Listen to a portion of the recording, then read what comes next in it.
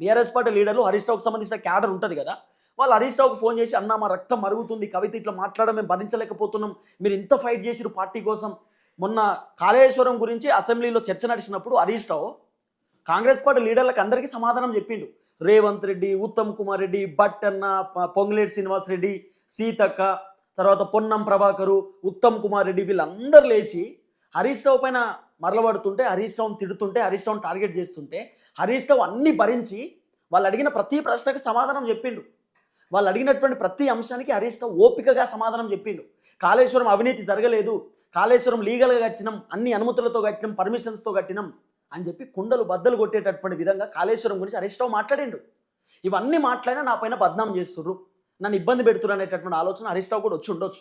కానీ హరీష్ రావు వర్గానికి వచ్చింది, హరీష్ రావుకి సంబంధించినటువంటి టీంకి వచ్చింది, హరీష్ రావుకి సంబంధించిన అభిమానించేటటువంటి అభిమానులకు, హరీష్ రావుకి సంబంధించిన క్యాడర్కు కోపం వచ్చిందట కవిత మాట్లాడిన మాటలు చూసినాక.